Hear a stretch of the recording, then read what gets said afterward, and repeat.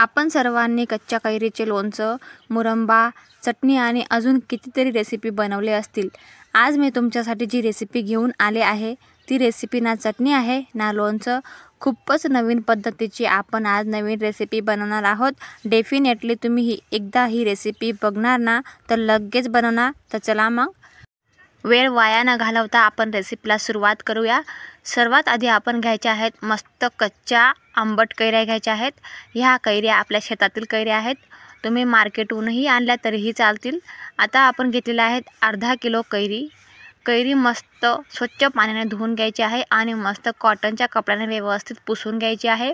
आता आपण कैरीचे जे देठ असतात ते मस्त चाकूने हळूवारपणे काढून घ्यायचे आहेत आणि जी वरची साल असते हिरव्या कलरची तीही पूर्णपणे व्यवस्थित काढून घ्यायची आहे.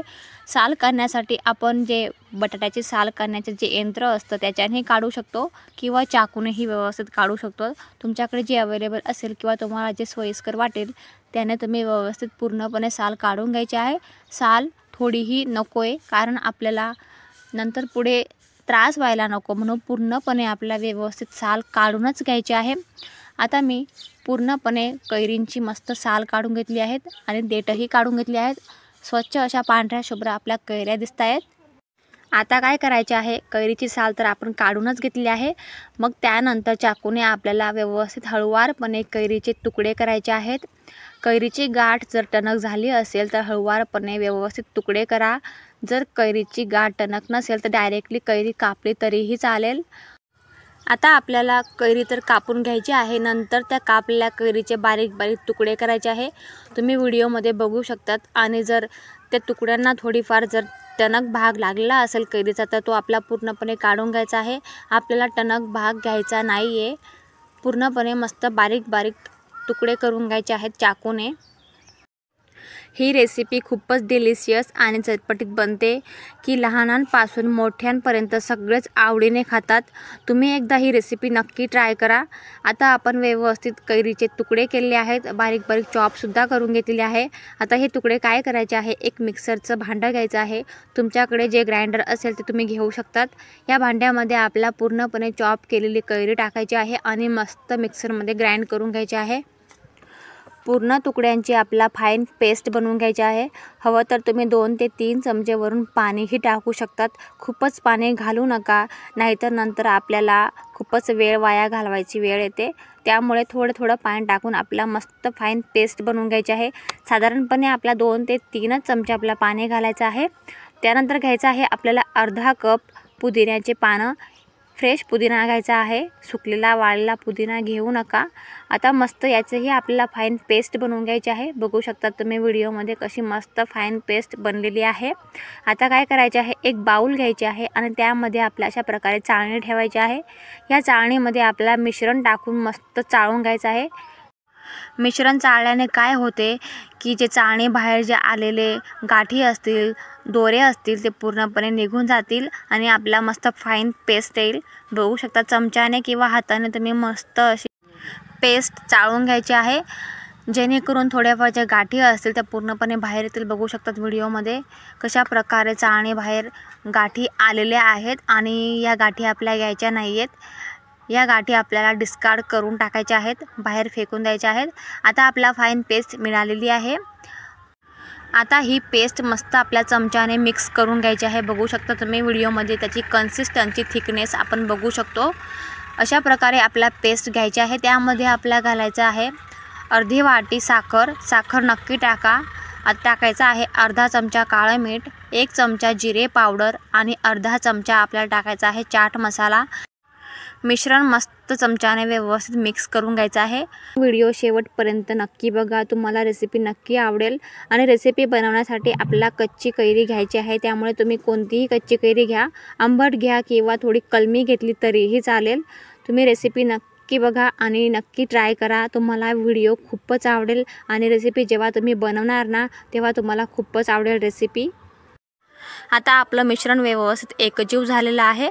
त्यानंतर घ्यायचे आहे आपल्याला एक पॅन. त्यामध्ये आपला मोठा चमचा भरून तेल किंवा तूप टाकायचं आहे फक्त फोडणीसाठी. तेल तूप व्यवस्थित गरम झालं की त्यामध्ये आपल्याला टाकायचं आहे मिश्रण. तुम्ही तेल किंवा तूप कोणतंही एकच घेऊ शकतात. आता आपलं मिश्रण व्यवस्थित पॅनमध्ये टाकलं गेलं आहे. आता हे मिश्रण मस्त आपल्याला चाळायचं आहे. अधूनमधून चाळत राहायचं आहे, डायरेक्टली सोडून द्यायचं नाही आहे.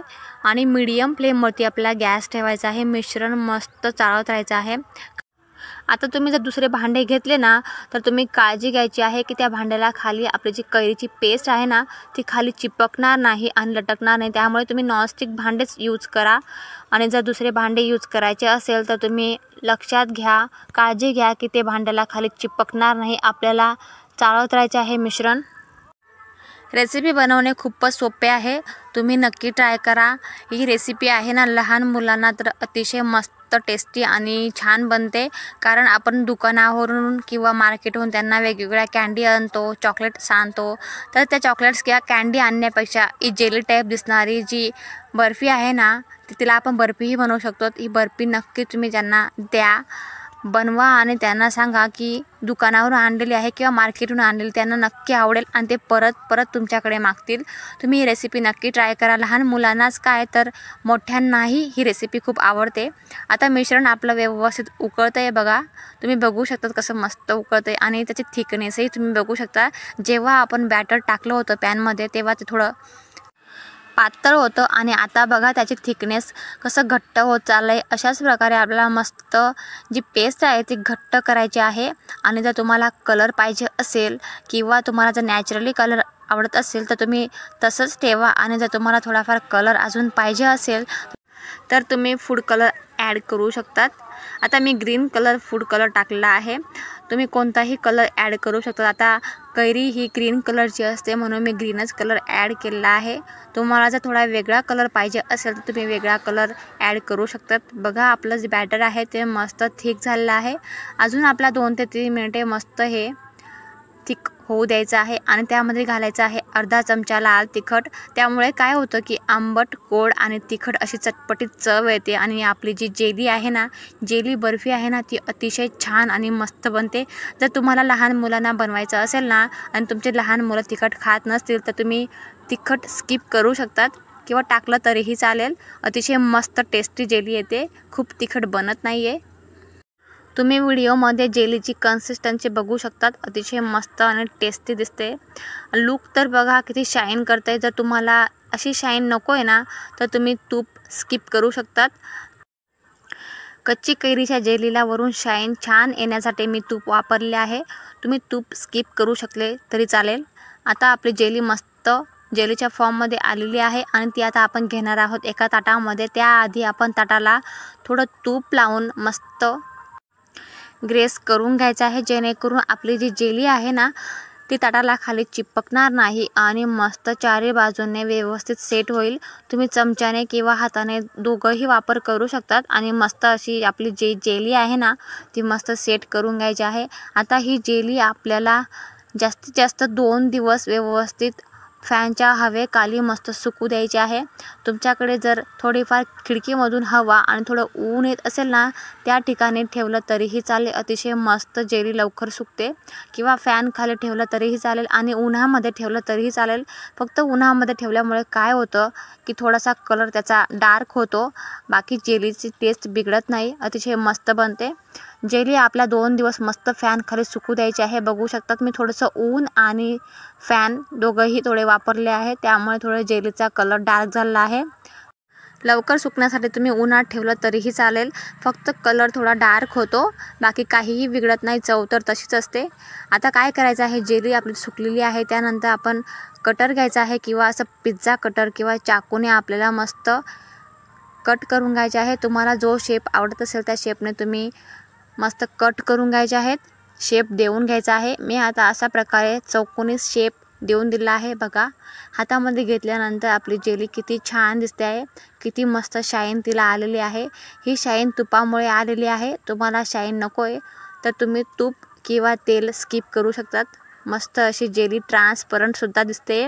अतिशय छान सुगंधही येतो आहे. जेव्हा तुम्ही ही जेली खाणार ना अतिशय मस्त चटपटीत अशी बनते. लहान मुलांना ही रेसिपी खूपच आवडते. जेली फॉर्ममध्ये तर तिचा लूक खूपच छान दिसतोय आणि टेस्टी तर इतकी आहे की तुम्ही विचारच करू शकत नाही. ही रेसिपी तुम्ही नक्की ट्राय करा. आता कैरींचेही सीझन आहे म्हणून तुम्ही ही रेसिपी नक्की बनवा. आता भेटूया आपण पुढच्या व्हिडिओमध्ये पुढच्या नवनवीन रेसिपींसोबत. तोपर्यंत हेल्दी राहा, मस्त राहा, खात राहा आणि मेन म्हणजे हॅपी राहा.